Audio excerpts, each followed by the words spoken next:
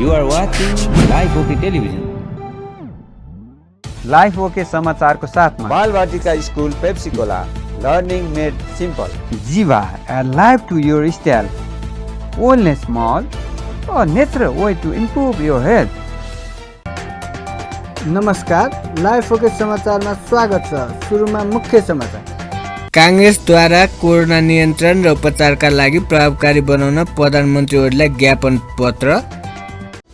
माओवादी केन्द्रद्वारा कोभिड-19 संक्रमण व्यवस्थापन गर्न सीसीएमसी खारेज गर्न माग। थप 8305 जनामा कोरोना पुष्टि। पार्टीका उम्मेदवारलाई मत नहालेको विषयलाई गम्भीरतापूर्वक लिने निर्णय। अब समाचार विस्तारमा।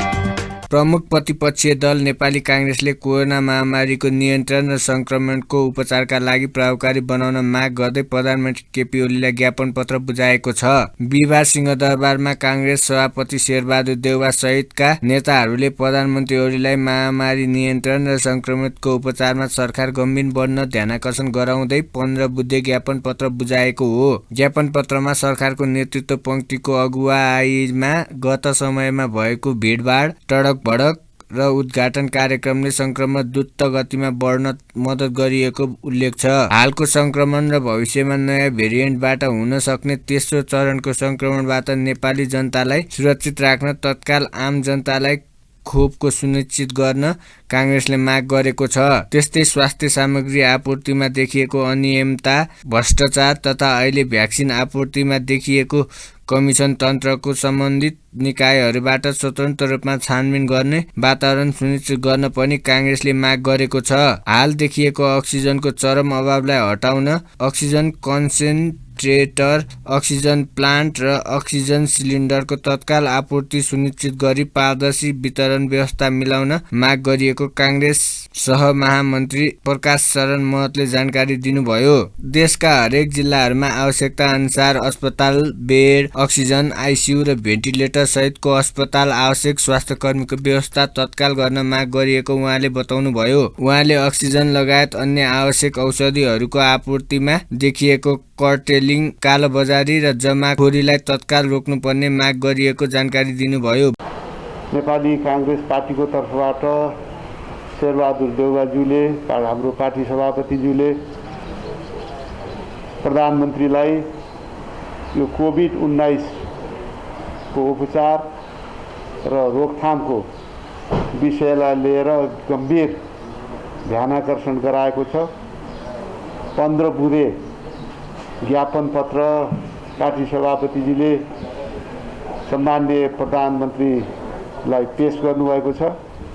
यो 15 बुँदे ज्ञापनमा मूलभूत रूपमा अहिले कोभिड-19 को दोस्रो चरणको महामारीले जुन देश आक्रान्त छ, जनता भयभीत छन्, उपचार नपाएर मर्नु परेको अवस्था छ, त्यस्तै गरेर चाहिँ ठुलो सङ्ख्यामा देशैभरि सङ्क्रमितहरू छन्। उनीहरूले अस्पतालको उपचार पाइरहेको अवस्था छैन, आइसियु बेडको कमी छ, अक्सिजनको कमी छ। अक्सिजनको कमीले, अक्सिजनको अभावले धेरै नागरिकहरू हताहत भएको अवस्था छ र ग्रामीण क्षेत्रमा समेत संक्रमण फैलेको अवस्था छ र त्यहाँ उपचारको समुचित व्यवस्था छैन र यातायातको पनि कठिनाइ छ। हेलिकप्टर अत्यन्त महँगो छ र उपचारको पहुँचमा आए पनि अस्पताल उपचार अत्यन्त महँगो, आफू खुसी शुल्क लिएको अवस्था छ। यसले गर्दा नागरिकहरू आक्रान्त भएको अवस्था छ र सरकार यो विषयमा चाहिँ गम्भीर नभएको, आफ्नै क्रियाकलापले सुरुका दिनहरूमा यो संक्रमण फैलिएको र यो भ्याक्सिन खरिदमा समेत यो कमिसन तन्त्रको बिचौलियाको खेलले त्यो देशमा भित्रिन ढिलाइ भएको, कठिन भएको, यी सम्पूर्ण कुराहरूलाई हामीले सरकारको गम्भीर ध्यानाकर्षण गरायौँ। हामीले तत्काल खोपको व्यवस्था गर्न, अक्सिजनको व्यवस्था गर्न आइसियु बेडको व्यवस्था गर्न र समुचित स्वास्थ्य संरचना सातै प्रदेश र हरेक जिल्लामा सुनिश्चित गर्न स्थानीय निकायहरूलाई चाहिँ थप अधिकार दिएर यो ट्रेसिङ गर्ने र यो आइसोलेसनको व्यवस्थापन गर्ने, त्यस्तै गरेर त्यहाँ चाहिँ प्रारम्भिक काउन्सिलिङको व्यवस्था गर्ने, उपचारको चाहिँ पहुँचमा पुर्याउन स्थानीय निकाय मार्फत चाहिँ समुचित व्यवस्था गर्नको लागि स्थानीय निकायहरूलाई चाहिँ आर्थिक सहयोग केन्द्रले गर्न पनि हामीले चाहिँ माग गर्यौँ। तर प्रधानमन्त्रीको तर्फबाट यद्यपि उहाँले भन्नुभएको छ हामी रात दिन एकदम चाहिँ काम गरेछौँ, यसमा चाहिँ रोकथाम र उपचारको लागि यति खट्या छौँ भनेर साध्य छैन भन्ने किसिमबाट उहाँहरूले अभिव्यक्ति दिनुभएको छ। तर चाहिँ व्यवहारमा चाहिँ त्यो किसिमको चाहिँ परिणाम ग्रासरुटमा नआएको, यो चाहिँ पहिलो चरणमा पनि जुन चाहिँ स्वास्थ्य खरिदमा धेरै ठुलो चाहिँ भ्रष्टाचार भयो, अहिले पनि त्यो प्रवृत्तिहरू चाहिँ दोहोरिन थालेका र यो रोकथाम र उपचारको लागि चाहिँ सरकार गम्भीर नभएको कुराप्रति हामीले प्रधानमन्त्रीलाई चाहिँ गम्भीर ध्यानाकर्षण गरायौँ र यो ध्यानाकर्षण र खबरदारी हामी निरन्तर गर्नेछौँ। धन्यवाद। काङ्ग्रेसले स्थानीय निकायहरूलाई आवश्यक साधन स्रोत व्यवस्था गरी सङ्क्रमणको प्रभावकारी रोकथाम, कन्ट्याक्ट ट्रेसिङ, सङ्क्रमितको आइसोलेसन, प्रारम्भिक स्वास्थ्य परामर्श र उपचारको पहुँचमा पुर्याउने व्यवस्थाका लागि जिम्मेवारी दिनुपर्ने माग गरेका छ।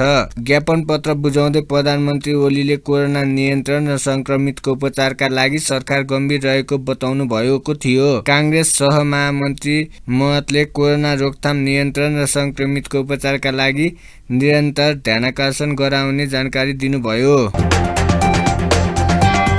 नेकपा माओवादी केन्द्र कोरोना नियन्त्रणको लागि सरकारले गठन गरेको कोभिड-19 सङ्कट व्यवस्थापन केन्द्र CCMC खारेज गर्न माग गरेको छ। माओवादी पार्टी कार्यालय पेरिस डाँडामा बिहिबार बसेको माओवादी स्थायी कमिटी बैठकले CCMC संवैधानिक नभएकोले खारेजीको माग गर्ने निर्णय गरिएको माओवादी स्थायी कमिटी सदस्य बसमान पुन अनन्तले जानकारी दिनुभयो। विपद सम्बन्धी घटनाहरू हेर्नका लागि गृह मन्त्रालयमा कानुनी व्यवस्था सहितको निकाय रहेको र स्वास्थ्य जोखिम सम्बन्धी निकायलाई पनि काम गर्न नदिएको भन्दै कानुनी हैसियत नभएको CCMCलाई खारेज गर्नुपर्ने माओवादीको ठहर रहेको उहाँले बताउनुभयो। पहिलो चरणको कोरोना महामारीपछि सरकारले आवश्यक तयारी गर्न नसकेको र पर्याप्त समन्वयन गर्न नसकेकोले अध्यक्ष प्रचण्डको नेतृत्वमा शुक्रबार प्रधानमन्त्रीलाई ज्ञापन पत्र बुझाइने पुनले बताउनुभयो। त्यस्तै प्रधानमन्त्रीले नेतृत्वमा सर्वदलीय सर्वपक्षीय संयन्त्र बनाउन कोरोनासँग जुझ्न परिचालन गर्नुपर्ने बैठकको निष्कर्ष रहेको उहाँको जानकारी दिनुभयो। त्यस्तै माओवादी अध्यक्ष प्रचण्डको नेतृत्वमा कोरोनासँग जुझ्न बनाइएको कमिटी र अन्य नीति तथा अभियान शुक्रबार पत्रकार सम्मेलन गरी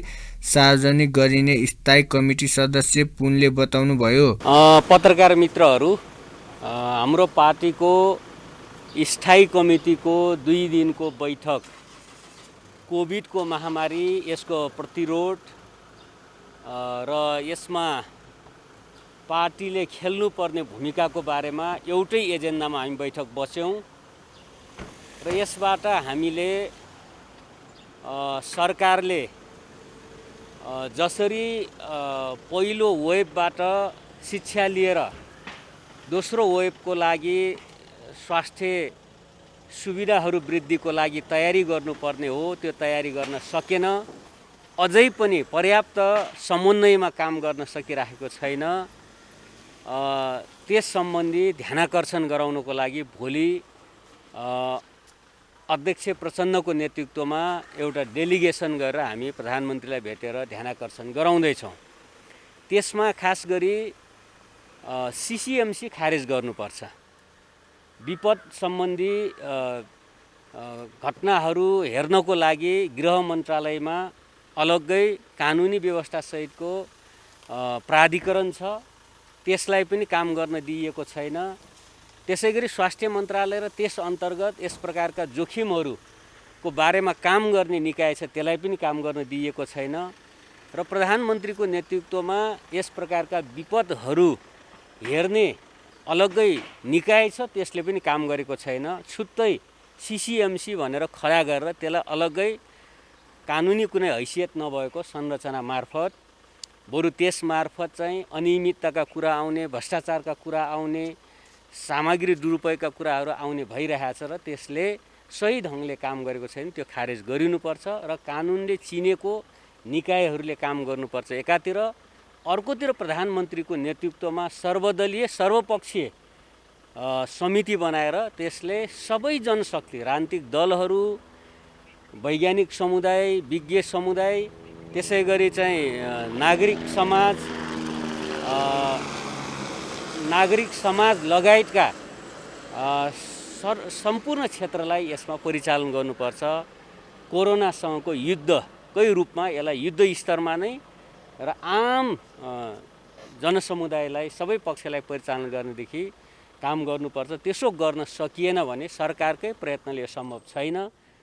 गत वर्ष र अहिले देखिसक्यो र सरकारको यो अकर्मण्यता बेठिक छ र उसको अहङ्कार, उसको सङ्कीर्णता बेठिक छ, जसले झन्झन जीवन जोखिम पर्ने, नागरिकहरूको जीवन जोखिम पर्ने अवस्था आएको छ। यो कुरालाई हामी ध्यानाकर्षण गराउँछौँ। साथै खास गरी तत्कालको लागि अक्सिजनको सप्लाई गर्ने कुरो, अन्य स्वास्थ्य सामग्री सप्लाई गर्ने कुरो, सरकारी तथा निजी हस्पिटलहरूको क्षमता वृद्धि वा कोभिड सम्बन्धी वार्डहरूको बेडहरूको विस्तार गर्ने सम्बन्धी तत्काल विशेष व्यवस्था गरिनुपर्छ। अन्य आइसोलेसनका कुरा, भेन्टिलेटरका कुरा, आइसियुका कुराहरूलाई क्षमता विस्तार गरिनुपर्छ भन्ने कुरा हामीले छलफल गऱ्यौँ। त्यसै गरी यो फ्रन्ट लाइनमा खट्ने खास गरी स्वास्थ्यकर्मीहरू, अन्य सहयोगी कर्मचारीहरू, शिक्षाकर्मीहरू, त्यो सबैलाई आवश्यक चाहिँ जोखिम भत्ता उपलब्ध गराउने, शिक्षाका उपायहरू अपनाउने, त्यसै गरी फ्रन्ट लाइनमा खट्नेहरूका परिवारलाई पनि खोपहरूको व्यवस्था गरेर सुरक्षित गर्ने कुरोहरू अविलम्ब सरकारको ध्यान जाओस्। र यो सबै जोखिमसँग लड्ने भनेको खोप नै हो।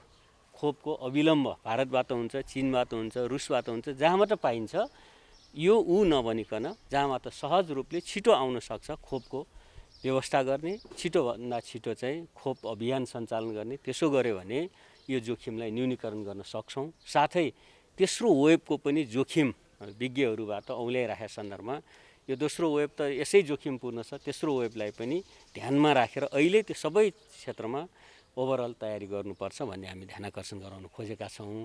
त्यसका अतिरिक्त पार्टीले आफैले अध्यक्ष कमरेड प्रचण्डको नेतृत्वमा एउटा कमिटी बनाएका छौँ। त्यो हामी भोलि पत्रकार सम्मेलन मार्फत सबै चिजहरू पनि सार्वजनिक गर्छौँ। अन्य हाम्रो नीतिहरू पनि त्यसमा हाम्रो स्थानीय तहमा 5441 जना जितेका छौँ। त्यसै गरी प्रदेश तहमा माओवादी केन्द्रको 100-125 जना हाम्रा सदस्यहरू हुनुहुन्छ। सङ्घीय तहमा 60-65 जना हाम्रा सदस्यहरू हुनुहुन्छ। लगायत हाम्रा 3 लाखभन्दा बढी पार्टी सदस्यहरूलाई हामी एउटा चाहिँ भोलिन्टियरले अपिल गर्दैछौँ र हामी सबैलाई आफ्नो तलब भत्ता यो कोभिड कोषमा जम्मा गर्ने, त्यसै गरी अरू निजी क्षेत्रलाई पनि अपिल गर्छौँ र एउटा राष्ट्रिय अभियान प्रदेश तहमा, जिल्ला, गाउँ र वडासम्म हामी 5 दिनभित्र एउटा समितिहरू, कोभिड युनिटहरू गठन गर्दैछौँ र त्यस मार्फत चाहिँ हामी आफैले भोलिन्टियर आफ्नो पार्टी पङ्क्तिलाई सञ्चालन गर्ने, आफूसँग आबद्ध सम्बद्ध भातृ सङ्गठनहरूलाई परिचालन गर्ने एउटा राष्ट्रिय अभियान सञ्चालन गर्ने, जसमा जनचेतना हुन्छ, स्वास्थ्य सामग्री आपूर्ति हुन्छ, अन्य सहजीकरण गर्ने काम हुन्छ, त्यसमा गर्ने गरी निर्णय गरेका छौँ। धन्यवाद। यहाँनिर नि सर, जस्तो तपाईँले भन्नुभयो, बैठकले पार्टीका केन्द्र, प्रदेश र स्थानीय कमिटीलाई कोरोना रोकथाम र नियन्त्रणका लागि अझै क्रियाशील बनाउन निर्णय गर्नुभएको छ। नेपालमा बिहिबार थप 8305 जनामा कोरोना पुष्टि भएको छ। देशभर गरिएको 21695 पीसीआर परीक्षणको क्रममा 8227 र 392 वटा एन्टिजेन परीक्षणको क्रममा थप 78 जनामा कोरोना पुष्टि भएको स्वास्थ्य मन्त्रालयले जनाएको छ। त्यस्तै कोरोनाका कारण थप 190 जनाको मृत्यु भएको छ भने हालसम्म नेपालमा 5847 जनाको कोरोनाका कारण ज्यान गएको छ। त्यस्तै थप 6543 जना कोरोना मुक्त भएका छन्। हालसम्म नेपालमा 3,67,946 जनाले नेपालमा कोरोना जितेका छन्। हाल 1,15,852 सक्रिय संक्रमित आइसोलेसनमा र 932 जना क्वारेन्टाइनमा छन्। त्यस्तै हालसम्म 28,55,793 वटा PCR गरिएको मन्त्रालयले जनाएको छ।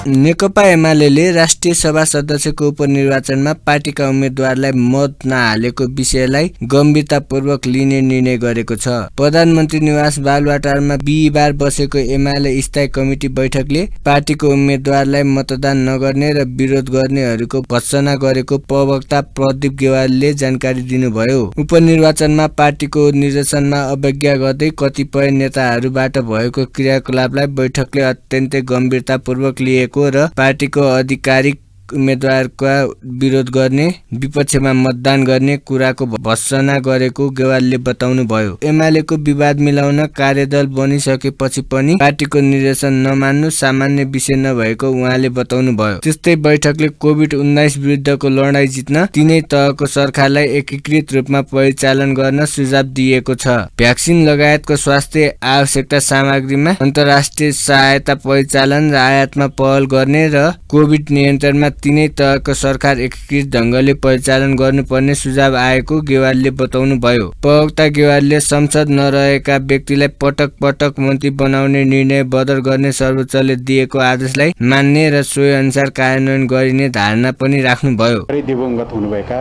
पार्टीका केन्द्रीय सदस्य, पूर्व सांसद र तराई मधेसका एकजना सम्भावनायुक्त नेता योगनारायण यादवको निधनप्रति गहिरो दुःख व्यक्त गर्दै उहाँप्रति हार्दिक श्रद्धाञ्जली अर्पण गरेका छौँ। शोक सन्तप्त परिवारजनमा समवेदना व्यक्त गरेका छौँ। बैठकमा सम्माननीय प्रधानमन्त्रीले कोभिडको विरुद्ध भइरहेका प्रयासहरू, खास गरेर पछिल्लो सङ्क्रमण जुन अत्यन्त खतरनाक ढङ्गले अगाडि बढेको छ, त्यसको विरुद्ध सरकारले गरिरहेका कामहरूको बारेमा बैठकलाई जानकारी दिनुभयो। कसरी हामी लडिरहेका छौँ, कुन ढङ्गका तयारीहरू गरिरहेका छौँ भनेर। र बैठकले मूलतः तीनवटा सुझावहरू दिएको छ। पहिलो, भ्याक्सिन लगायत अन्य आवश्यक वस्तुहरूको लागि अन्तर्राष्ट्रिय सहायता परिचालन गर्न र ती चिजहरूको शीघ्र आपूर्तिका लागि चाहिँ थप पहल गर्न।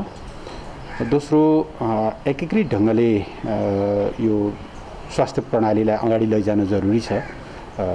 सङ्घीय सरकार, प्रादेशिक सरकार र स्थानीय सरकारहरूका सबै कामहरूमा एउटा समन्वयको जरुरी भएको हुनाले आवश्यक पर्दा नयाँ कानुनी व्यवस्था गरेर भए पनि र नयाँ संरचना बनाएर भए पनि एकदमै प्रभावकारी ढङ्गले लड्न र जनताको जीवन रक्षाका लागि चाहिँ कुनै पनि कसर, कुनै पनि कमी रहन नदिन त्यस ढङ्गले कदम चाल्न सुझाव दिएको छ।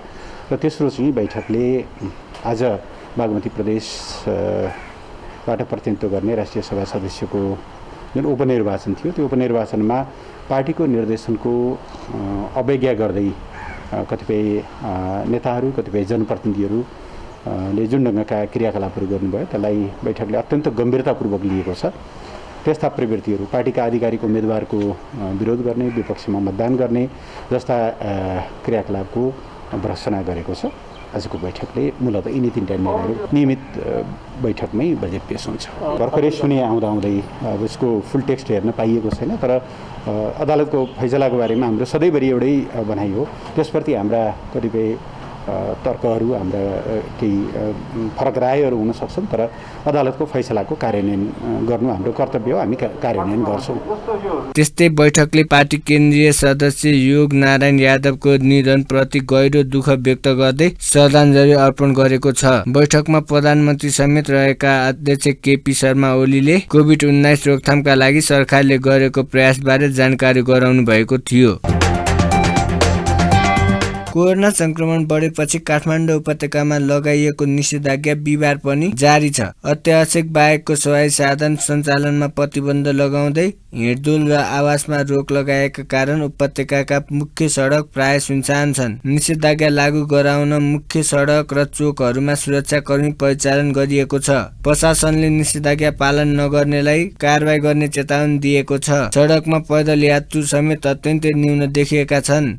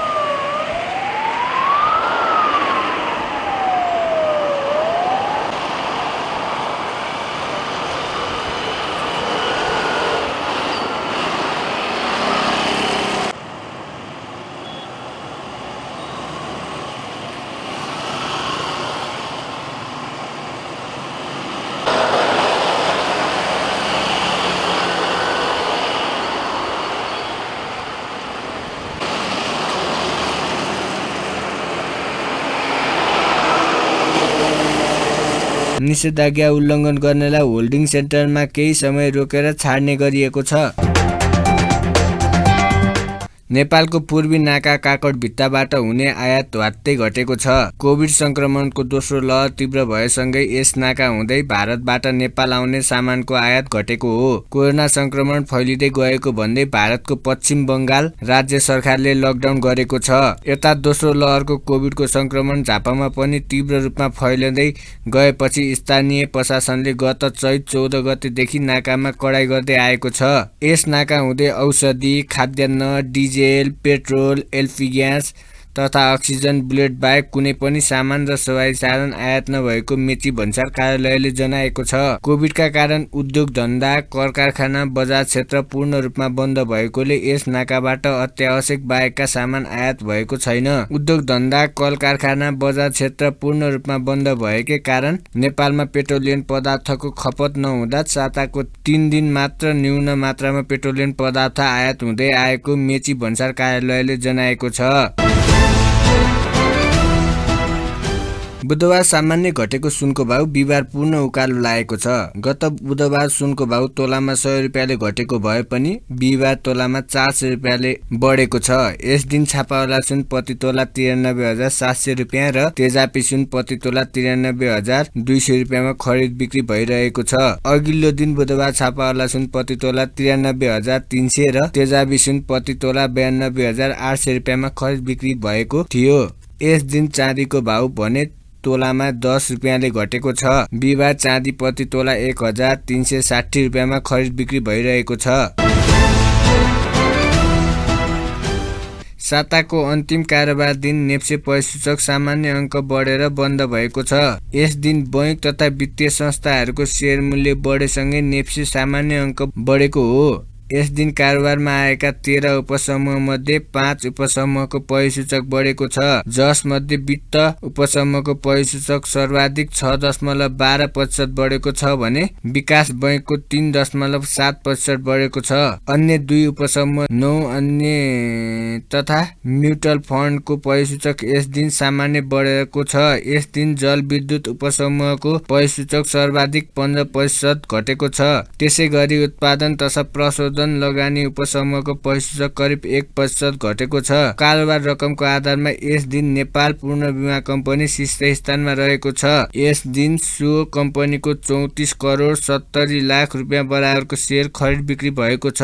त्यस्तै गरी बैंक अफ काठमाडौँको यस दिन 34 करोड 1 लाख रुपियाँ बराबरको सेयर खरिद बिक्री भएको छ। बिहिबार 6 कम्पनीको सेयर सकारात्मक सर्किट लेभलमा कारोबार भएको छ।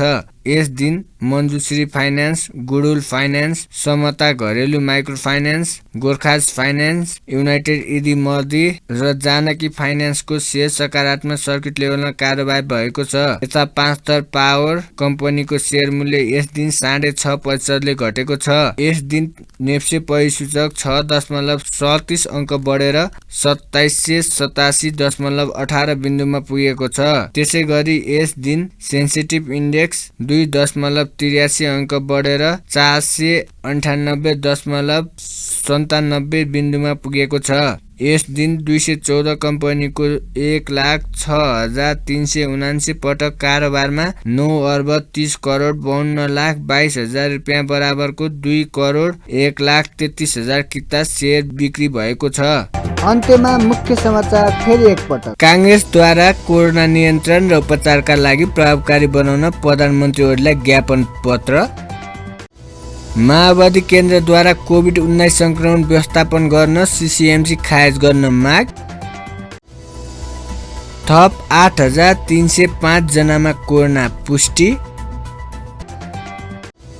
पार्टीका उम्मेदवारलाई मत नहालेको विषयलाई गम्भीरतापूर्वक लिने निर्णय। हस्त अहिलेका लागि लाइफ ओके समाचार यति नै।